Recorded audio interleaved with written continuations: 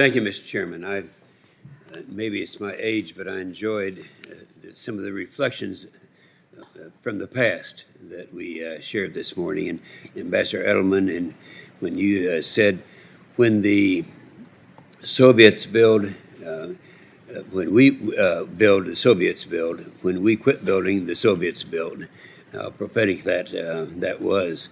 Mr. Miller, numerous senior military officers have testified to their support for continuing the sea-launched cruise missile program as a means of offsetting the growth in Russia and China's nuclear arsenals. And I agree with this support. I'd ask you, first of all, do you believe that we should continue this program, and you should be able to continue other enhancements as well? Now, you offered in your opening statement to elaborate a little bit on this subject, and I'll give you that chance to do it now.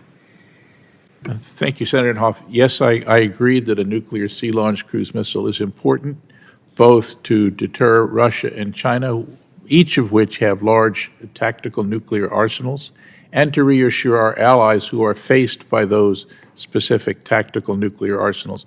So it is a program that I think is modest, but I think it makes a useful contribution. And I don't think it creates any sort of an arms race potential, because we're basically at very low levels there, and both Russia and China have much higher levels. Mm-hmm. Yes, I agree with that. Excellent statement.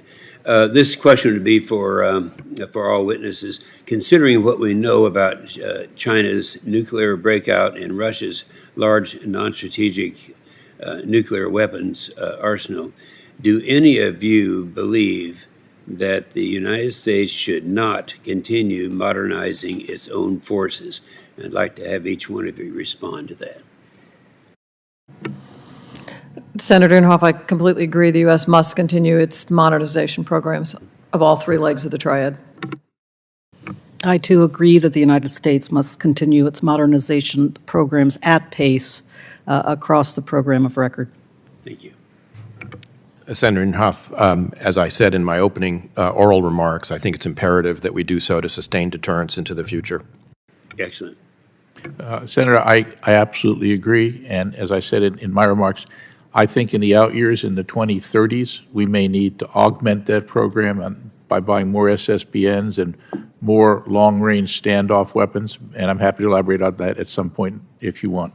Well, thank you very much, and I appreciate the specifics touched by each one of you. Thank you, Mr. Chairman. Thank you very much, Senator Inhofe. Senator Shaheen, please. Well, thank you all for being here. Just to follow up on Senator Inhofe's question about the importance of modernizing in order to hopefully provide the deterrence that we need as we look at the capabilities of